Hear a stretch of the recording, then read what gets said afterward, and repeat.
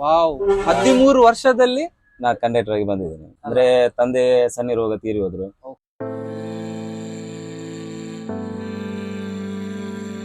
ಈಗ ನಾನು ಡ್ರೈವರೇ. ಹಾಗಾಗಿ ನಾನು ಫಸ್ಟ್ ಊಟ ಮಾಡ್ತೇನೆ ಕಟ್ಪಾಡಿಯಿಂದ ಉಡುಪಿ ತನಕ, ಉಡುಪಿಯಿಂದ ಮಣಿಪಾಲ್ ತನಕ ನಮ್ ಡ್ರೈವರ್ ಊಟ ಮಾಡ್ತಾರೆ. ಹೇಳ್ಲಿಕ್ಕೆ ಎಲ್ಲ ಹೇಳ್ತಾರೆ, ಅದು ಸುಲಭ ಕೆಲಸ. ಅವ್ರು ಕುತ್ಕೊಳ್ಳೋದು, ಟಿಕೆಟ್ ತೆಗೆಯೋದು ಆಯ್ತು, ಜನ ಕರೆದ್ರೆ ಆಯ್ತು. ನನಗೊಂದು ದುಡಿಮೆ ಕೊಟ್ಟಿದೆ ಕಷ್ಟ ಕಾಲದಲ್ಲಿ. ಈ ಬಸ್ ಅಂದ್ರೆ ಇದನ್ನು ಬಿಟ್ಟು ಹೋಗ್ಲಿಕ್ಕೆ ಆಗುದಿಲ್ಲ. ನಾನು ಹೊರದೇಶಕ್ಕೆ ಹೋಗಿ ಬಂದೆ, ಗಲಾಟೆ ಆದ್ರೂ ಒಟ್ಟಿಗೆ ಚಹಾ ಕುಡಿತೇವೆ, ಹೋಗಿ ಒಟ್ಟಿಗೆ ಊಟ ಮಾಡ್ತೇವೆ ಅಲ್ವಾ? ಆತರನೇ.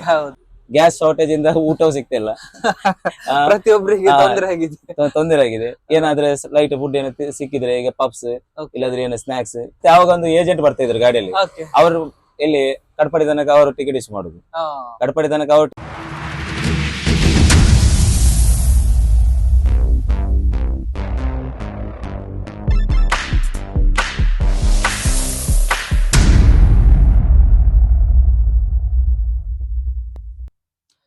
ಎಸ್ ವೀಕ್ಷಕರೇ, ನಮ್ಮೊಂದಿಗೆ ಬಸ್ಸಿನ ನಿರ್ವಾಹಕರಿದ್ದಾರೆ.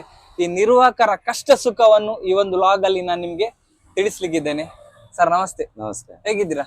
ಆರಾಮಿದ್ದೀರಾ? ನಿಮ್ಮ ಹೆಸರು? ನನ್ನ ಹೆಸರು ಫರಾನ್ ಅಂತ.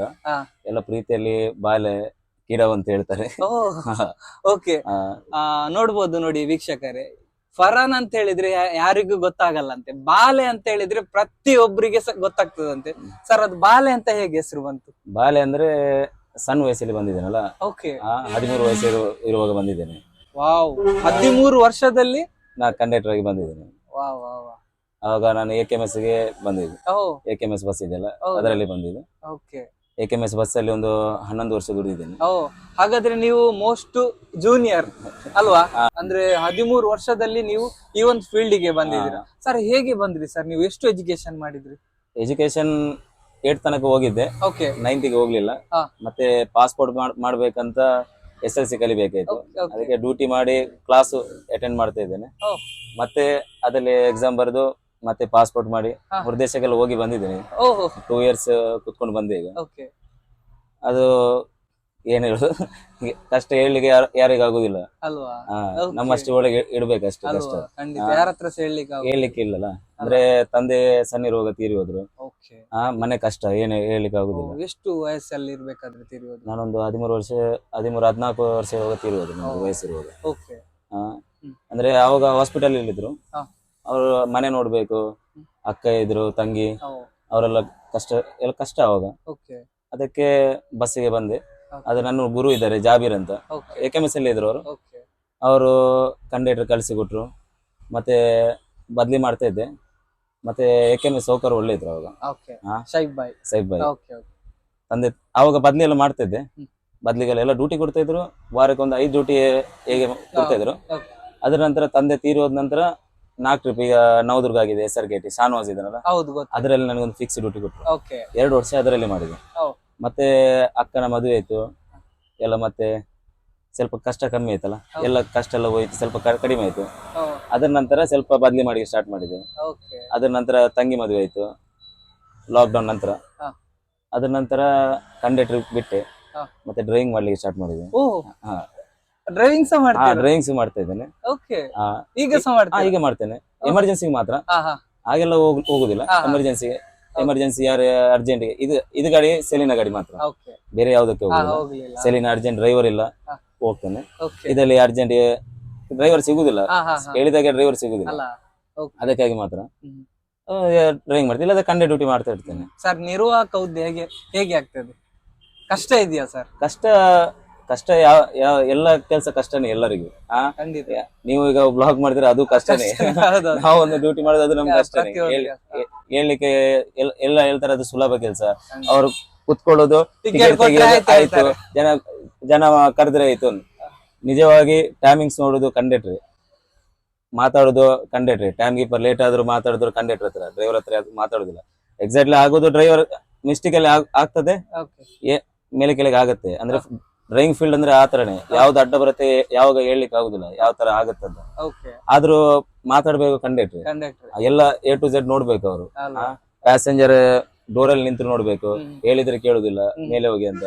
ಆ ಜವಾಬ್ದಾರಿ, ಅದ್ರ ಜವಾಬ್ದಾರಿ, ಗಾಡಿ ಜವಾಬ್ದಾರಿ ಎಲ್ಲ ನೋಡ್ಕೊಳ್ಬೇಕಲ್ಲ. ಅಲ್ವಾ ಪ್ರತಿಯೊಂದು ಕಂಡಕ್ಟರ್ ಕಂಡಕ್ಟರ್ ಮೇಲೆ ಇರುತ್ತೆ. ಅಲ್ಲ. ಮತ್ತೆ ಎಲ್ಲ ಏಜೆಂಟ್ ಏನ್ ಮಾತಾಡ್ಬೇಕು, ಟ್ಯಾಮ್ ಕೀಪರ್ ಹತ್ರ ಮಾತಾಡ್ಲಿಕ್ಕೆ, ಅದೆಲ್ಲ ಕಂಡಕ್ಟರ್ ನೋಡ್ಕೊಳ್ಬೇಕಲ್ಲ. ಟ್ಯಾಮಿಂಗ್ಸ್ ಮುಂದೆ ಗಾಡಿ ಹೋಗಿ ಮಾತಾಡ್ಲಿಕ್ಕೆ, ಡ್ರೈವರ್ ಇಳಿದು ಹೋದ್ರೆ ಅಲ್ಲಿ ಬೇರೆ ಮಾತಾಡುತ್ತೆ, ಇವ ಹೊಡಿಲಿಕ್ಕೆ ಹೋದ ಅಂತ ಡ್ರೈವರ್ ಅದು ಬರುತ್ತೆ.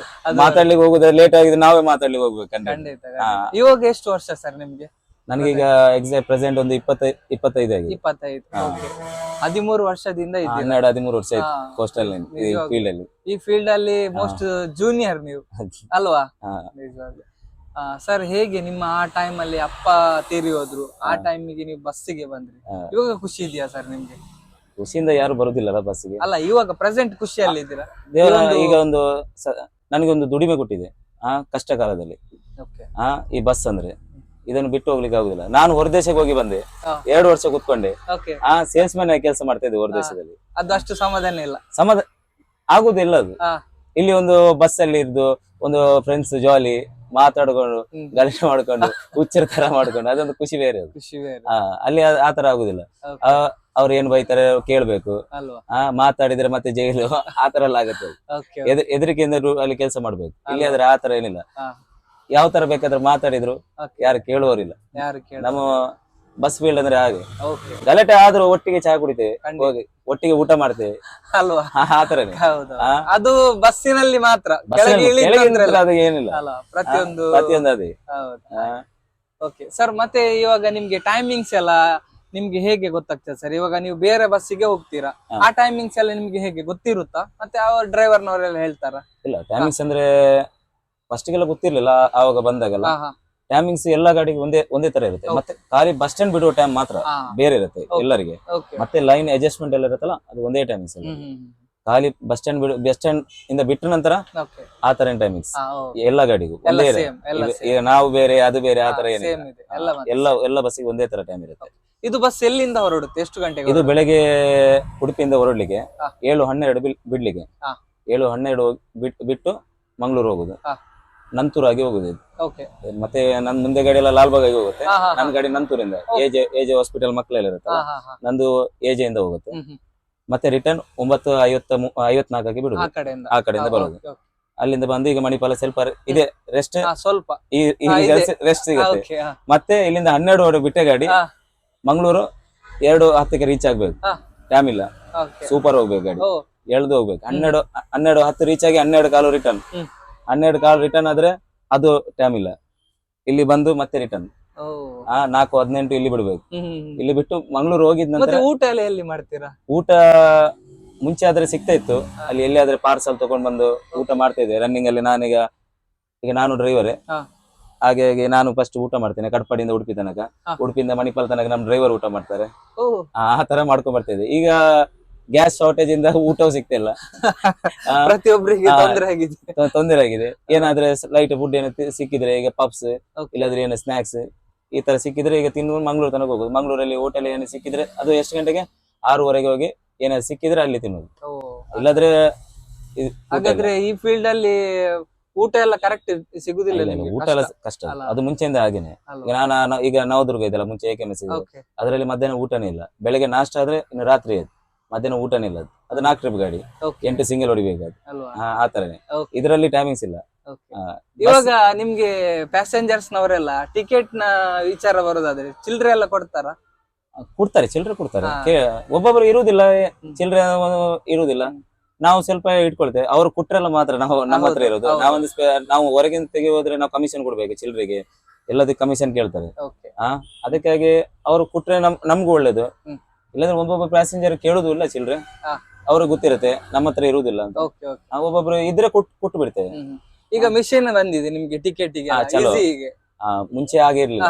ಮುಂಚೆ ಟಿಕೆಟ್ ಪ್ಯಾಡ್ ಅಲ್ಲಿ ಕೊಡ್ಲಿಕ್ಕೆ. ಹೇಗೆ ಅದು ಇದಕ್ಕೆ ಮತ್ತೆ ಅದಕ್ಕೆ ಏನು ಡಿಫ್ರೆನ್ಸ್ ನಿಮ್ಗೆ? 100 ಪಟ್ಟಿಗೆ ಇದಾಗ್ಬೋದು. ಮುಂಚೆ ಅದು ಟಿಕೆಟ್ ಪ್ಯಾಡ್ ಆಗುದಿಲ್ಲ. ಅದು ಫಸ್ಟ್ ಅದು ಬುಕ್ ಬರುತ್ತೆ, ಅದಲ್ಲಿ ಬರಿಬೇಕು. ಅದರ ನಂತರ ಎಂಟ್ರಿ ಮಾಡ್ಲಿಕ್ಕೆ ಮತ್ತೊಂದು ಪೇಪರ್ ಕೊಡ್ತಾರೆ. ಲಾಸ್ಟ್ ಸೀಟ್ ಅಲ್ಲಿ ಬರೆದು ಬರಿತಾ ಇದ್ರು ಮುಂಚೆ. ಮತ್ತೆ ಯಾವಾಗ ಒಂದು ಏಜೆಂಟ್ ಬರ್ತಾ ಇದ್ರು ಗಾಡಿಯಲ್ಲಿ, ಅವರು ಎಲ್ಲಿ ಕಟ್ಪಾಡಿ ತನಕ ಅವರು ಟಿಕೆಟ್ ಇಶ್ಯೂ ಮಾಡುದು, ಕಟ್ಪಾಡಿ ತನಕ ಅವರು ಟಿಕೆಟ್ ಇಶ್ಯೂ ಮಾಡಿ ಮತ್ತೆ ಅವ್ರು ಕೊಡುದು. ಅದರಲ್ಲಿ ಕಮ್ಮಿ ಮತ್ತೆ ಚೆಕಿಂಗ್ ಬರ್ತಾರೆ, ಆ ತರ ಎಲ್ಲ ಇತ್ತು. ಚೆಕಿಂಗ್ ಅವ್ರು ಬರ್ತಾರೆ, ಅವರು ಸೀಟ್ ಇಟ್ಟಿದ್ರೆ ನಮ್ಗೆ ಫೈನ್, ಆ ತರ ಎಲ್ಲ ಇತ್ತು ಹಾಗೆ.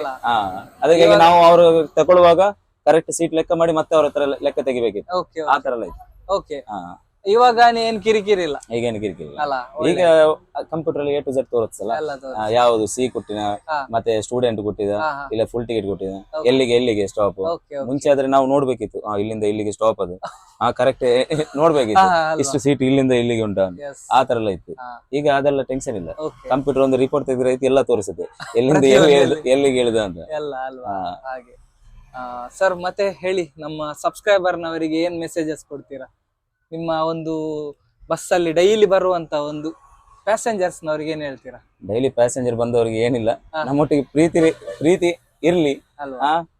ಅಂದ್ರೆ ಪ್ರೀತಿ ಇಟ್ಟು ಬರ್ತಾರೆ, ಪ್ರತಿ ಡೈಲಿ ಬರ್ತಾರೆ ಒಂದು ಗಾಡಿ ಅದೇ, ಮೇಲೆ. ಅಂದ್ರೆ ಒಂದು- ಪ್ರೀತಿಯಿಂದ ಬರುದು ನಮ್ಮೊಟ್ಟಿಗೆ ನಡ್ಕೊಂಡು ಎಲ್ಲ ಒಳ್ಳೆ ಒಳ್ಳೆ ರೀತಿಯಿಂದ ರೀತಿಯಿಂದ ಹೋಗ್ತಾ ಇರ್ತಾರೆ. ಹೌದೌದು. ಬೆಳಗ್ಗೆ ಟ್ರಿಪ್ ಎಲ್ಲ ನಗ್ತಾ ಹೋಗ್ತಾರೆ. ಅಲ್ವಾ? ಖುಷಿಯಿಂದ ಬರ್ತಾರೆ ಎಲ್ಲ ನಮ್ಮ ಗಾಡಿಯಲ್ಲಿ.